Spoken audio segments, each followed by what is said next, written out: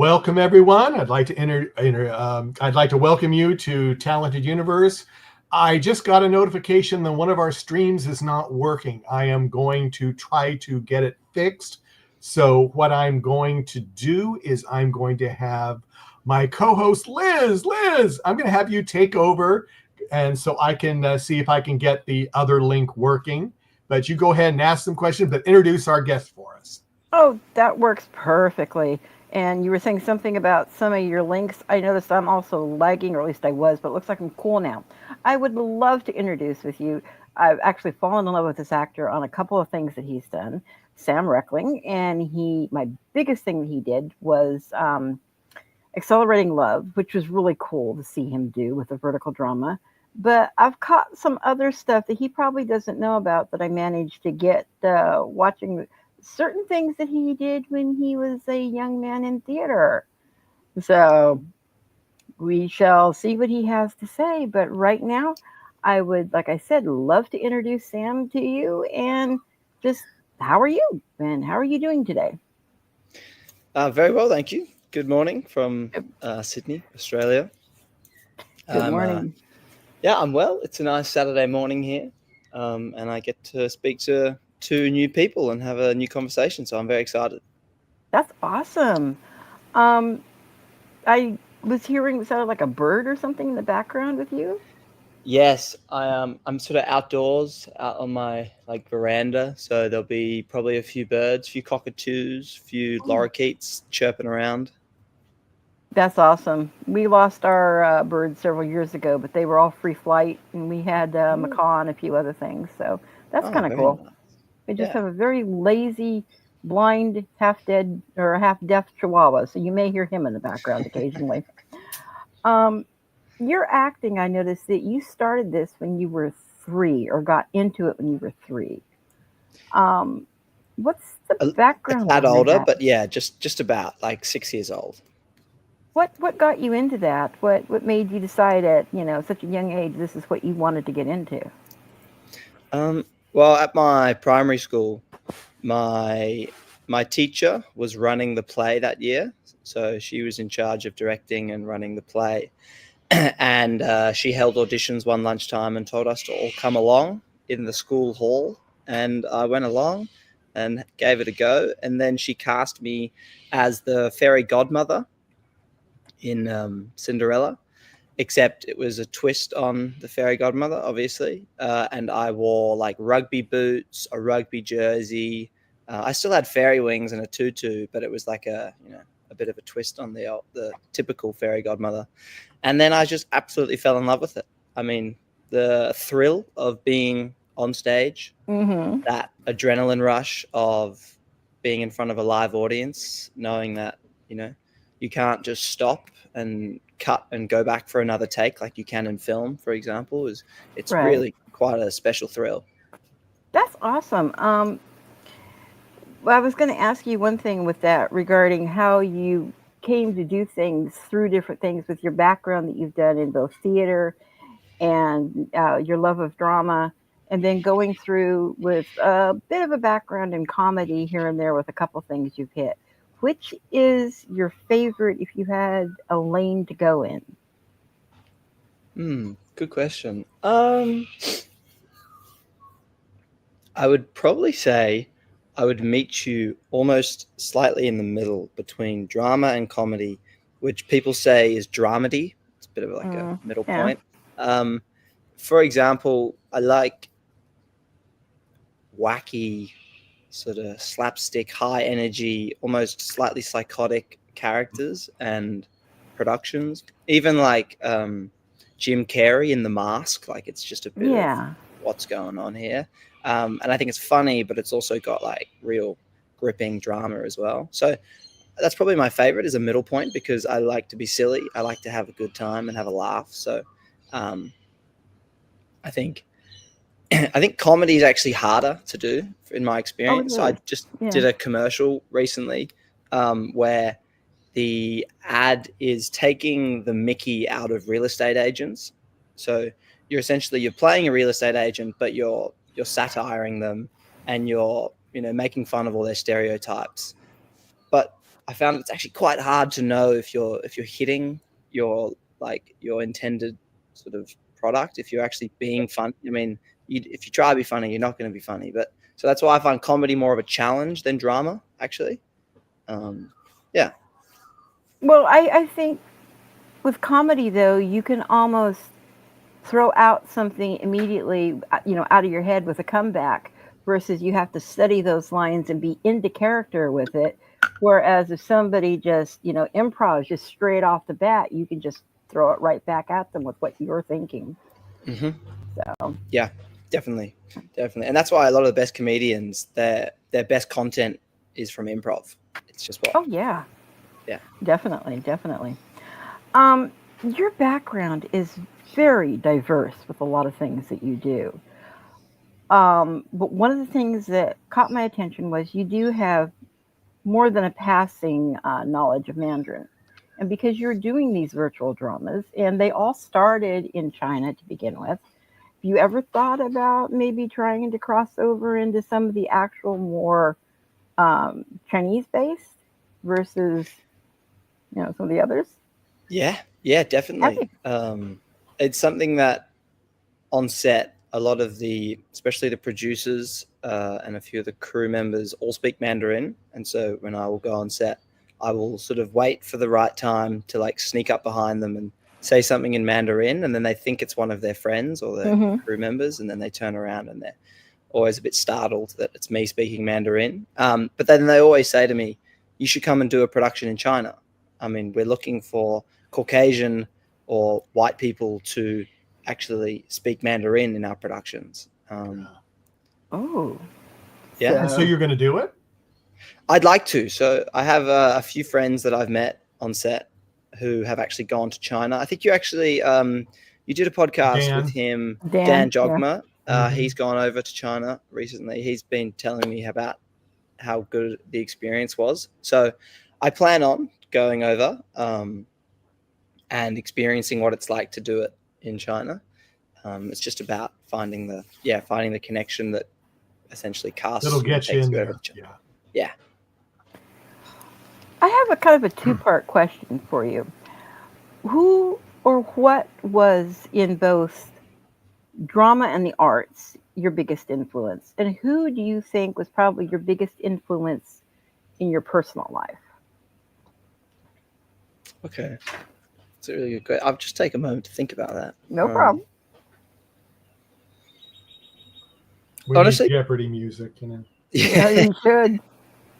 The quick, easy answer for who's the biggest influence in my personal life are two people. My mum has been like enormous,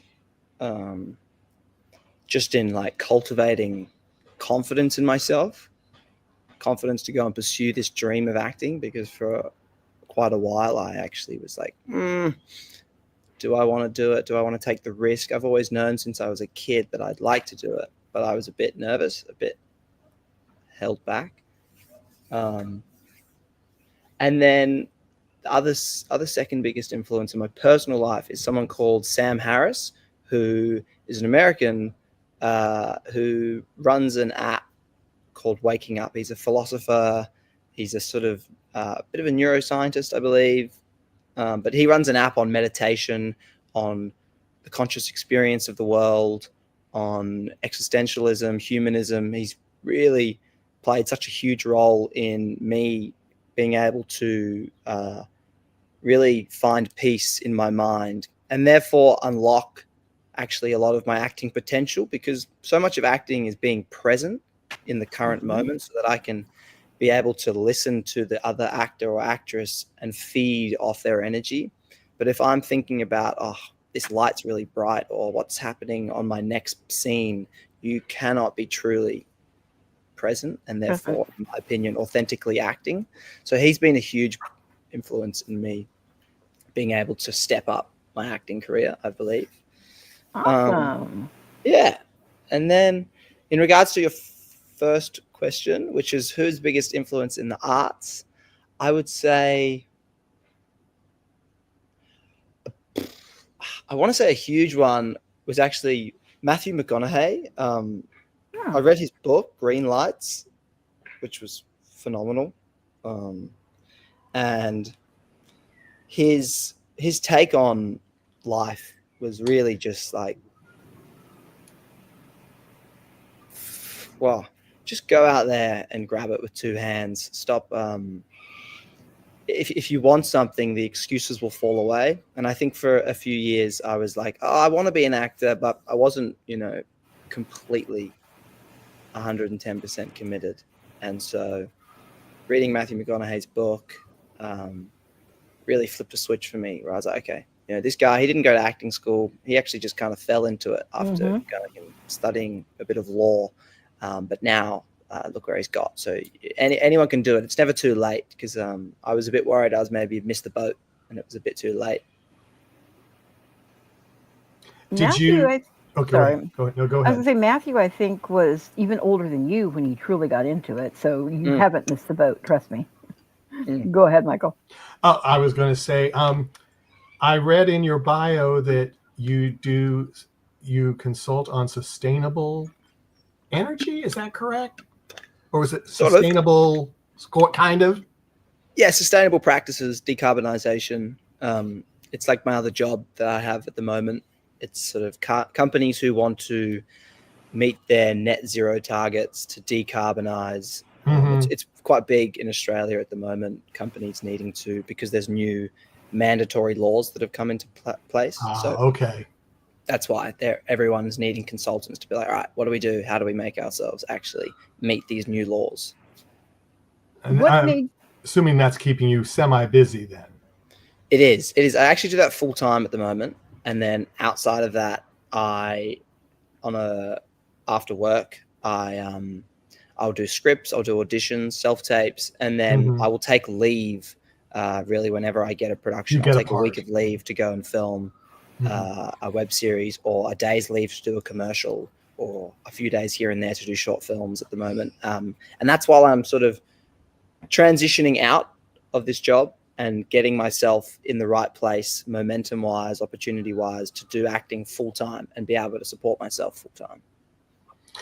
Well, it's good you're taking it slow and seeing what you can do versus, jumping in and then, I'm scared, I can't do this, I can't pay my bills, Yeah, so that is no fun at all. That is no fun at all. What, if you hadn't gone into acting, would you have done what you're doing now as a profession, or was there something else you were interested in? No, I actually studied at university genetics. I studied science and I majored in genetics and Mandarin.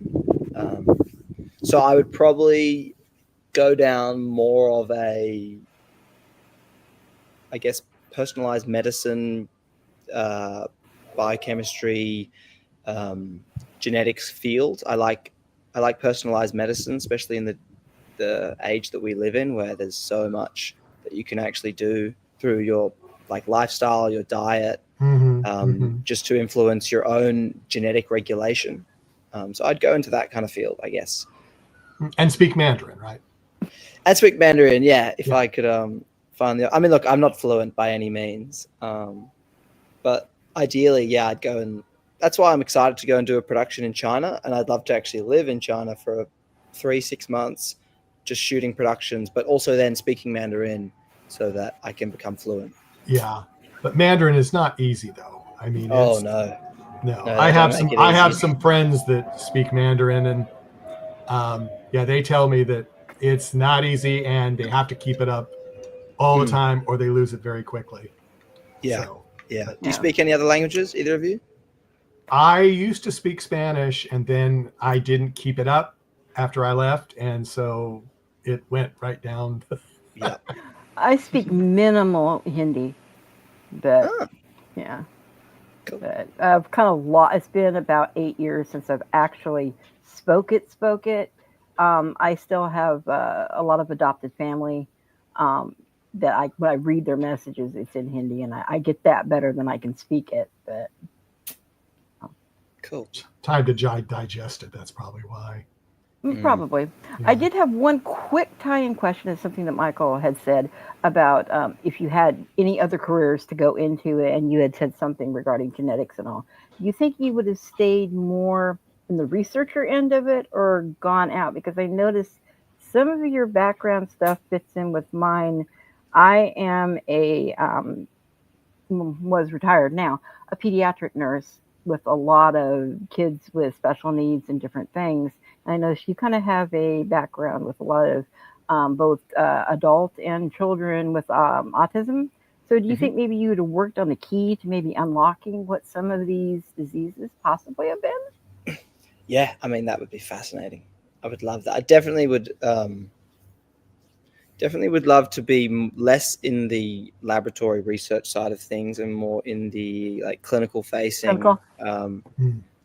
working with people, understanding their experiences of autism, and yeah, more people facing. But yeah, I think that's the other job that when I quit my full-time job, my support work for men with autism will be what I do simultaneously with acting, to keep afloat essentially until I get enough opportunities and momentum acting. Cool. Michael, before I go off on a whole more run of questions, I'm going to let you have some because I tend to take over at times. Well, which is fine with me today. But just so people know, I could not get a couple of the Facebook links to work. So hopefully you're all looking at it on YouTube. They're all stable. So uh, how I'll ask this. Well, no, I'm not going to ask that question that I ask everybody else because I've asked it too much.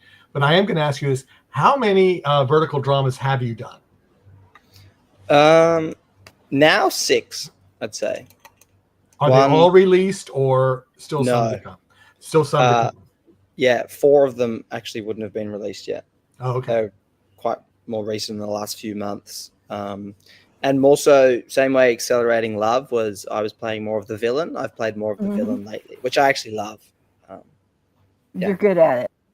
Oh, thank you. It takes talent to make somebody not like a person when they're actually a likable person. Trust me. Yeah. I think you in this the next one coming out is called Flirting with Fate, and I really got into You were the meanie again. yeah, but I really got into people. I think people are going to hate me in this one, but that was the point. So Yeah. Well, it's good to have a reputation, let's say, because that might get you some good parts in the verticals and some other things maybe. So yeah, definitely. Because that some people don't like to play the villain, they don't. So No, but I think it's actually easier to play the villain than it is to play. Well, than it is to play the lead, the sort of the hero per se, because the villain gives you more range. Yeah. At least you can play around with it more, get more creative. Whereas the hero, you kind of have to stick to a bit more of a narrow straight. Unless you've got a hero that changes over time. So yes. But in verticals, it doesn't seem like there's much of that. No, verticals are pretty. The storyline you can predict at the start pretty easily. Yeah, and sometimes they throw a twist at you, which is nice. Yeah, they do. They do. Go ahead, Liz. I can see it coming. I do have a question regarding what because you say you want to go into this more full time. But going back to something in your past that you did, which I believe was your first directorial, was when you wound up doing One Man, Two Guvnors. As far as looking at it now, would you prefer to be in front of the camera as the leading man or behind the camera as the director? Definitely still in front of the camera, actually. Yeah. I think in regards to, so that was directing a play, and that was obviously slightly different to directing film and TV. But yeah, I still think the thrill of being in front of the camera is where I belong. Right, that. In saying that, though, I think the more I work with the directors on sets, the more I'd like to, I guess, try it out, because it's fascinating. You spend your whole life on one side of the camera. You're concerned with like a whole different realm to what the director is thinking about. I mean, there's just so many pieces that the director has to think about that's going through his head. And that is fascinating to me, because on the other side of the camera, I'm concerned about, I mean, am I hitting my mark? Am I playing the right intentions? Am I being truthful? Is my eye line actually being able to be seen by the camera? Whereas the director's got so many different moving pieces in his head. So it's something to keep open to, because I feel like a lot of actors actually do end up in the professional industry, then going and trying directing. Mm-hmm. So, yeah. Here's a question for you. If you had the chance, and you could only do one, couldn't do both. If you had the chance to do a worldwide super mega movie as the lead, Mm-hmm. or a huge worldwide production that ran for years maybe as the lead and had multiple awards on something like Broadway or West End, which would you choose? The Broadway one. Yeah. Yeah, I'd choose the Broadway one.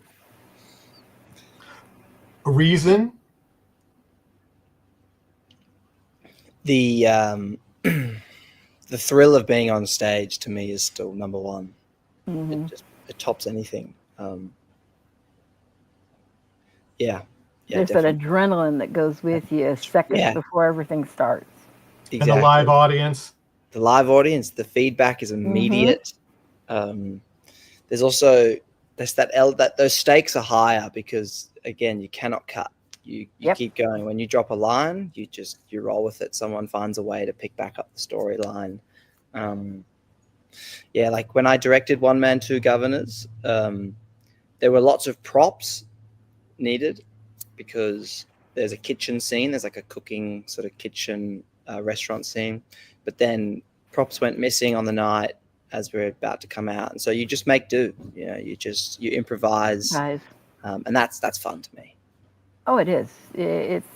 That was actually, when I was in college, one of my greatest thrills was doing that. Yeah. Oh yeah. Do you still go and see any theater? Would you? All the time. Yeah. It's unfortunately, because I live in California, some of the stuff is not the greatest unless you go down to the Bay Area, and I'm fairly close. I'm about an hour and a half away. I'm in Sacramento. So yes, I do. But we also have a wonderful, wonderful theater here that does a lot of stuff that we actually get quite a few fairly reputable Broadway shows that do come. Cool. Okay. Michael? Got it? You got it? Okay. Yeah. Is there anything that you would love to do if it wasn't acting? Is there something, do you have another passion? If you couldn't act, is there something else that you would like to do? Or you can get out of this question by saying, what are some of the hobbies that you like? Okay.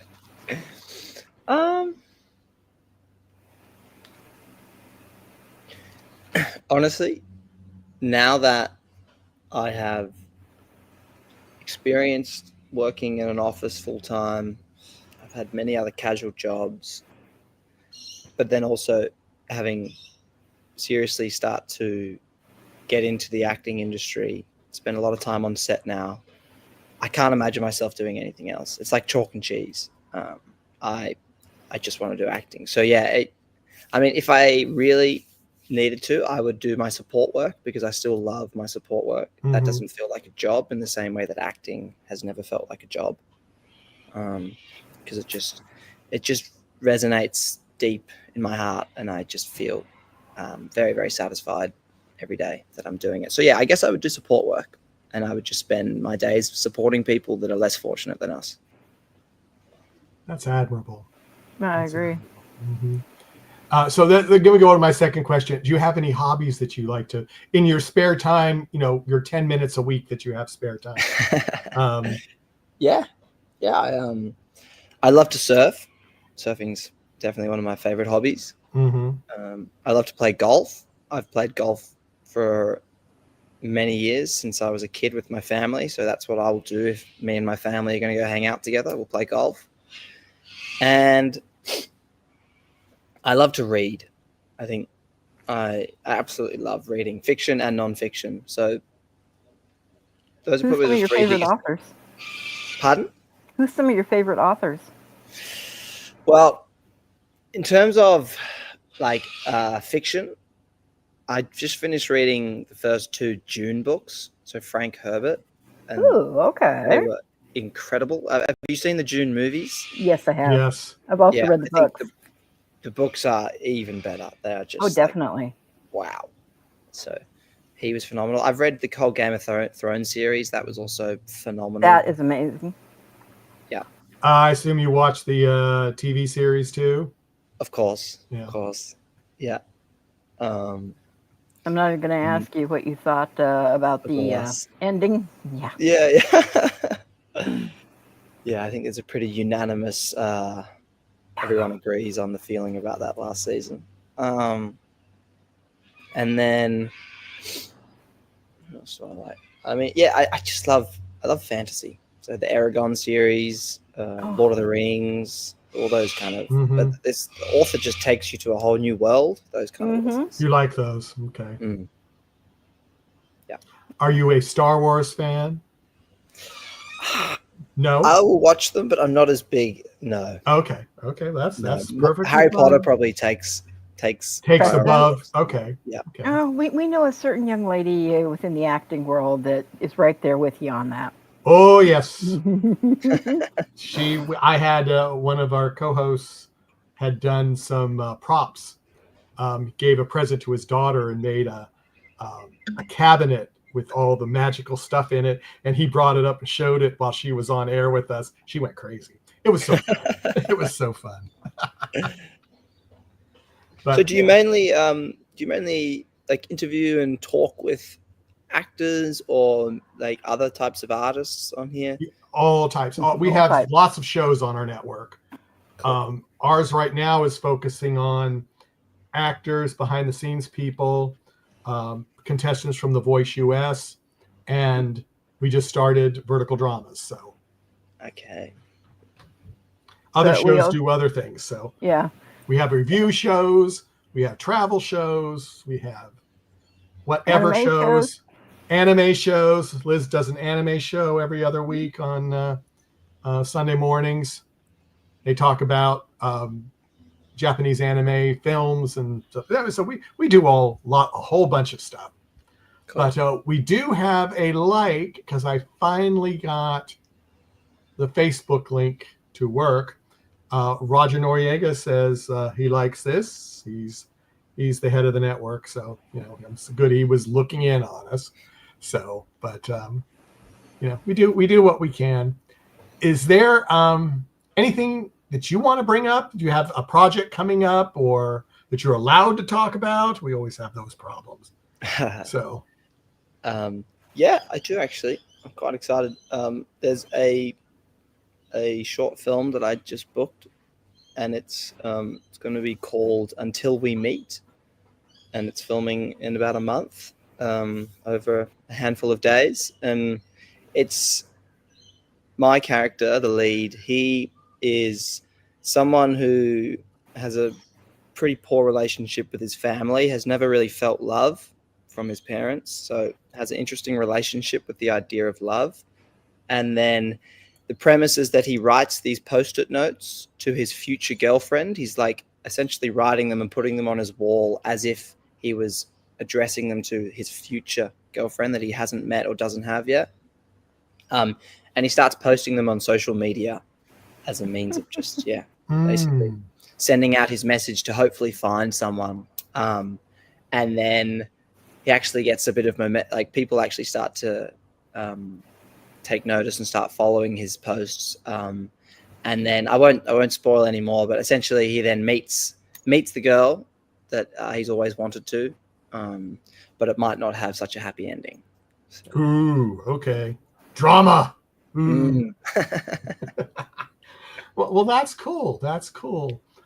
Liz, did you have anything else to wrap up, or? Just my one final wrap up. Okay. From the movies that we've already seen you do with the virtuals, including Accelerating Love, what was the one thing that you wish you could have taken from set? The one thing I wish I could have taken from set? A prop or something. Yeah. I think that's what Oh, yeah.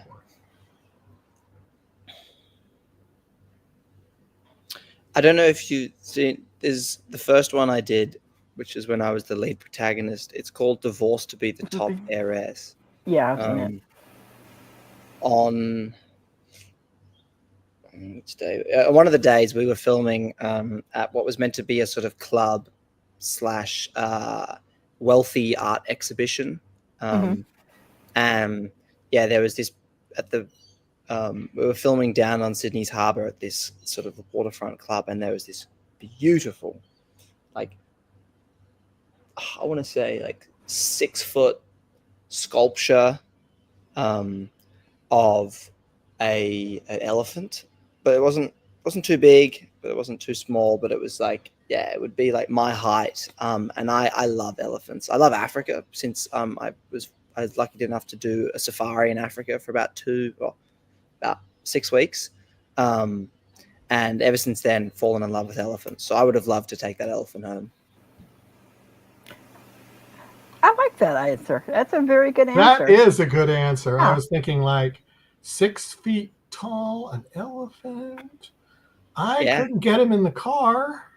No, you couldn't. I put him on the back of a tray, but I could just imagine coming home after a day of work, popping down, rubbing his trunk, saying hello to him, sitting with him on the couch. Let him watch TV with you.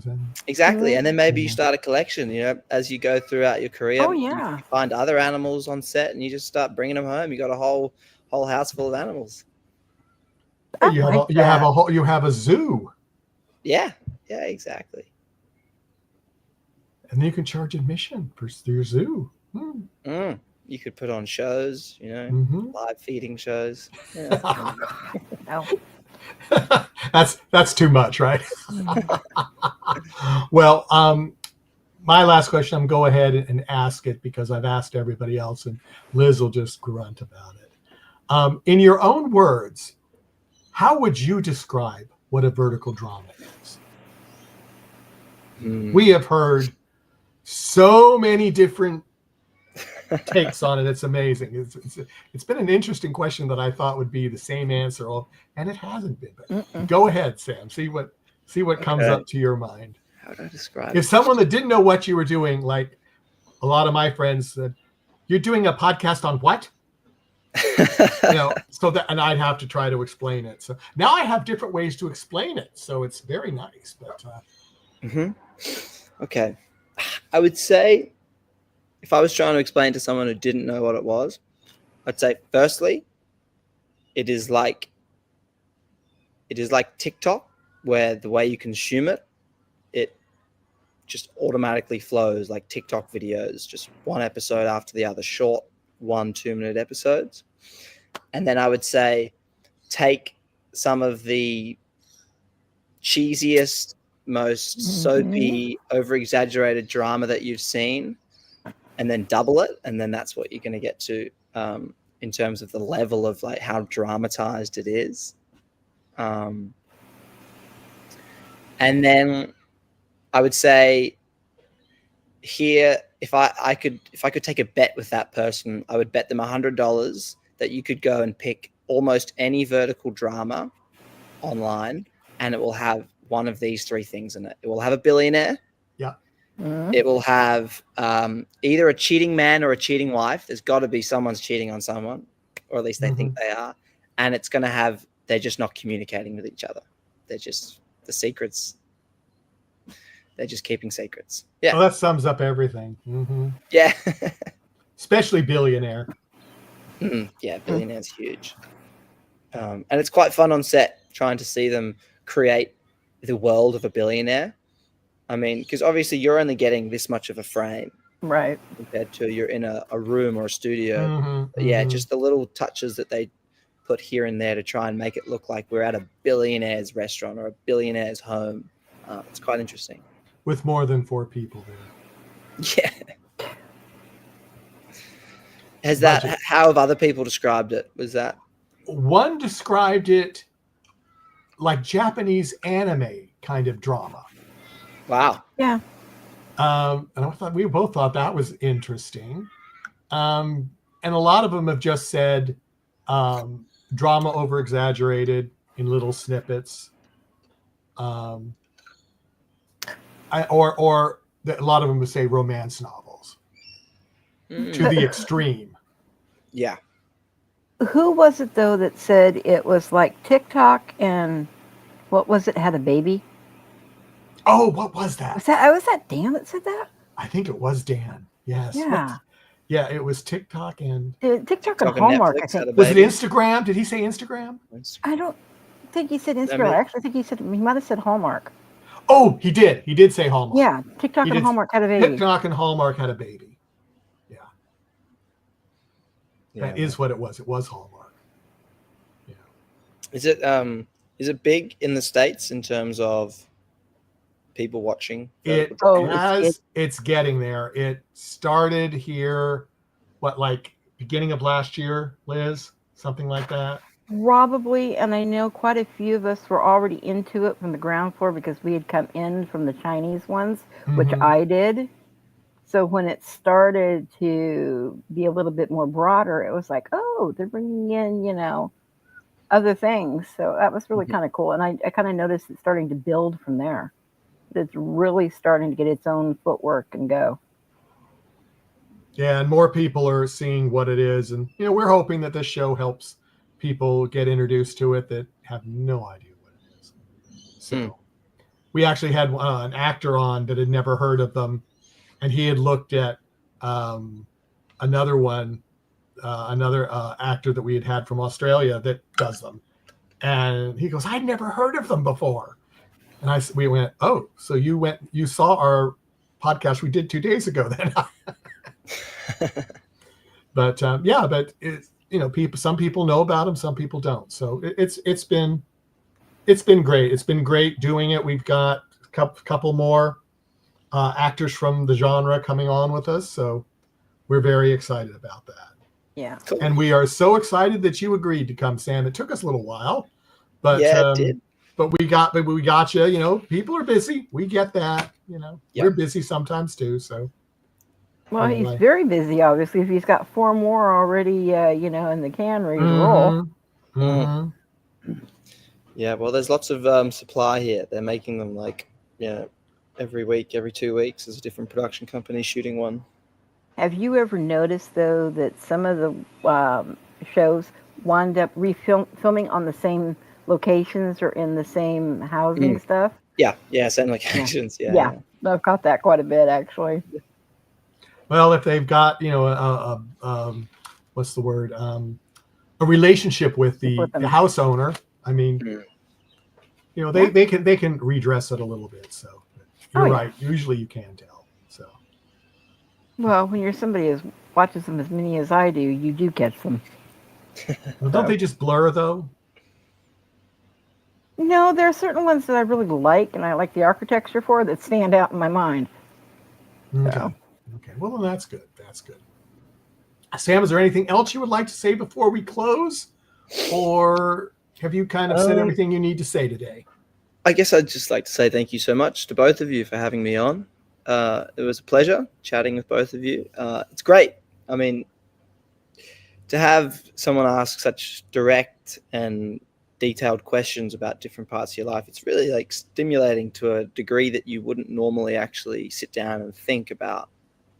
What do I like? Why do I do this? So it's been really nice. So thank you very much for having me. We'd love to have you back again if you'd like to come back, and so we can torture you a little bit more and ask you different questions. Yeah, no, I'm sure once I've done a few more projects here and there, that'll be great. We can do another one. It'd be good. We'd love to have you. So on behalf of Liz, myself, and Sam, I'd like to thank everyone for coming. And the next one that, as I said, we have scheduled on the books is, okay, I just lost it. It is Mario Silva will be with us on the 19th of March at 12 p.m. Eastern Time, 9 a.m. Pacific Time. And that would be 4 a.m. your time, Sam. Might not be able to make that one. Probably not, no. But, if you wake up in the middle of the night because you fell out of bed, that was a big day, just pop on in. It'd be great to see you. Yeah. Awesome. So everyone else, thank you for coming, and we'll see you next time. Bye-bye. Bye. Cheers.